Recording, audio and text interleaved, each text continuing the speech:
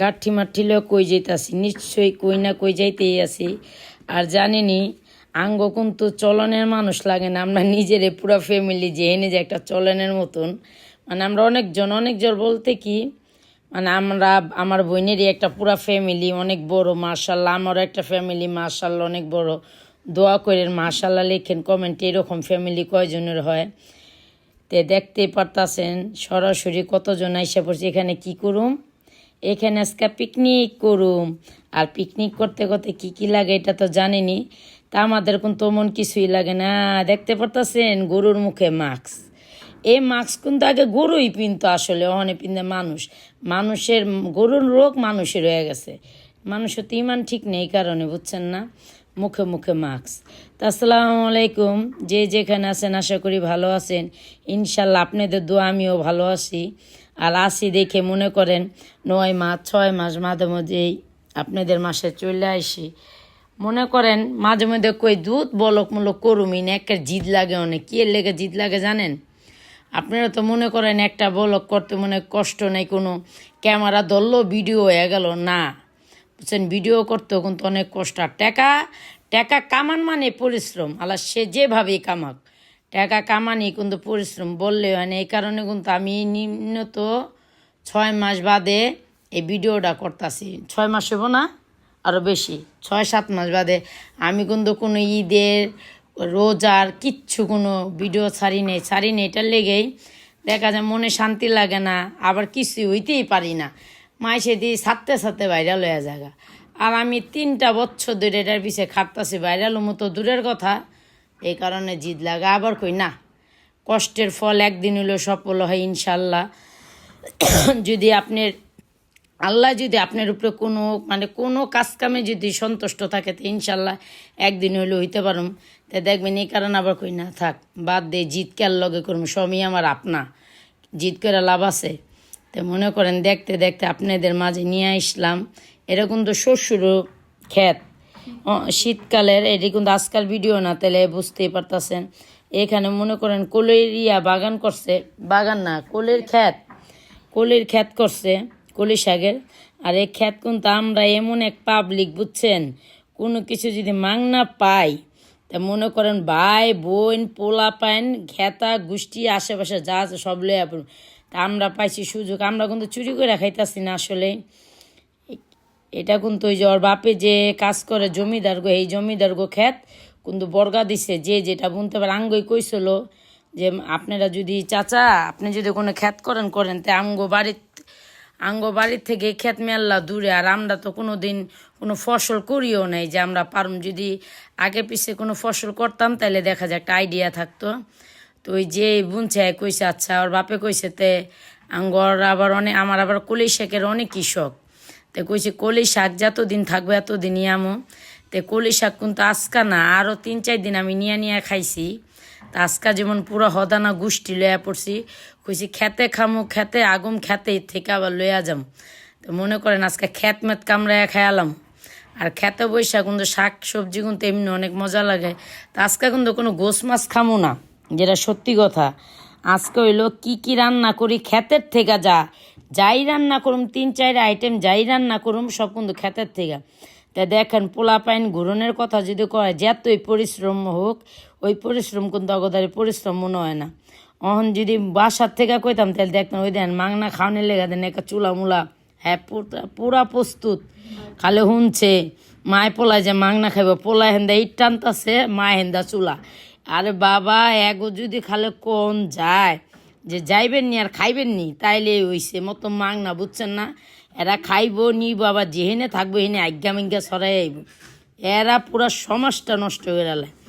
এ দেখেন খুব সুন্দর চুলা হয়ে গেছে। আমাদের তো কারিগর জানেনি, এটা তো ভালো মতনই চিনেন, রবির সার ক্যার এই সারের দরকার আছে বললা দিয়েন।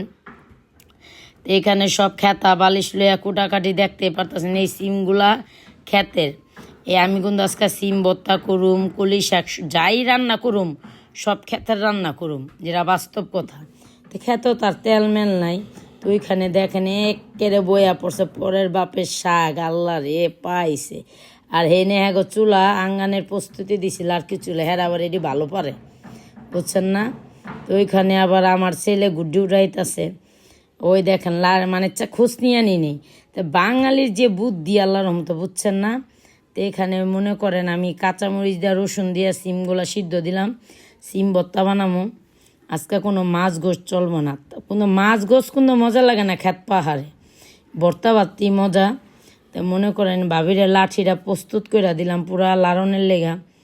একেবারে দেখেন কি সুন্দর লাগতেছে না, আগুনটাও তো একেবারে ভরপুর জ্বলতেছে। তো দেখতে পাচ্ছেন লাড়কি আরও লাগবো, তখন লাড়কি টোকাইতে যাইতেছি। লাড়কিও লাগবে, আর কি কি দেখি এনে আছে এগুলা নিতেছি। আমি কিনছিলাম ওই যে বয়স মিলানের লেগা, কিন্তু আমি কি এর লেগা জানি ওইটা কইবার গেলে বন্ধ হয়ে যায়, এত দাম দিয়ে কিনে আনলাম।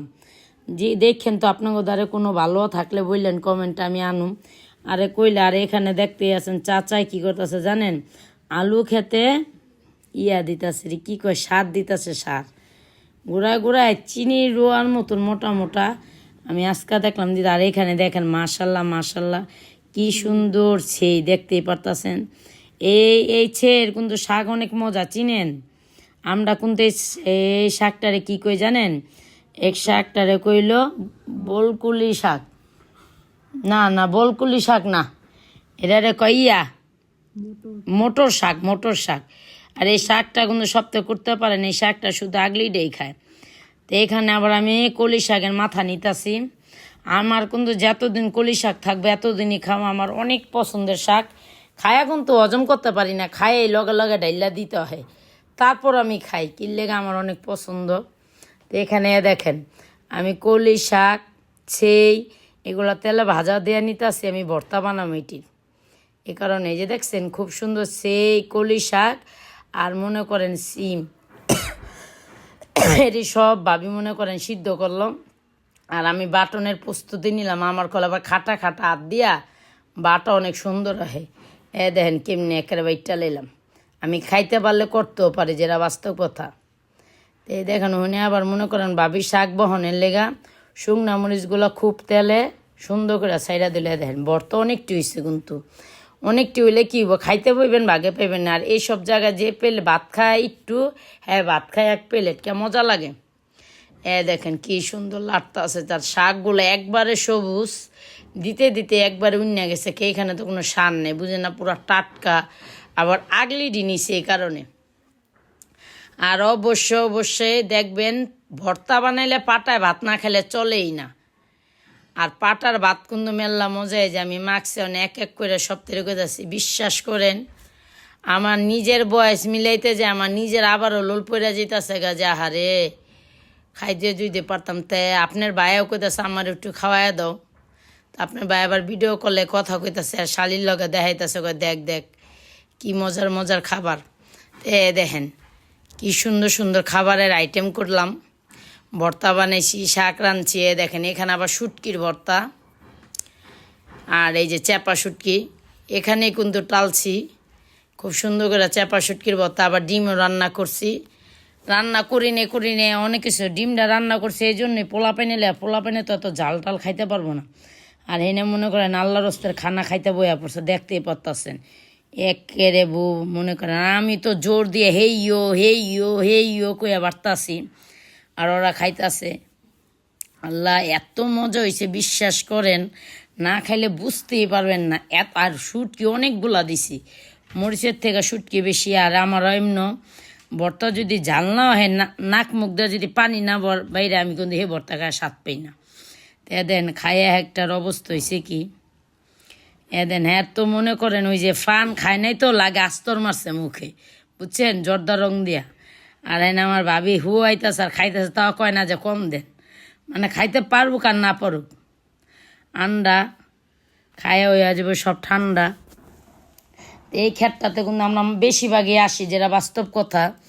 এই ক্ষেতটাতে এই জন্যই আসি, মনে করেন কোনো লোকজন নাই, একবারে লোকজন করা। ওই যে কাকা মাশাল্লাহ কতগুলা ছাগল দেখছেন, অনেক ভাল লাগে। আমারও মন চায় ছাগল পালতে, গরু পালতে। আমি নিজে এসে ছাগল গরু, আর কি ছাগল গরু পালন কর। এখানে মনে করেন আমার পুরো ভিডিওর পাশে থাকার জন্য ধন্যবাদ। ভালো থাকবেন, সুস্থ থাকবেন, আগামী ভিডিওর জন্য আমার পাশে থাকবেন। আসসালামু আলাইকুম। যে যেখান থেকে আসছেন লাইক কমেন্ট শেয়ার করে দিন।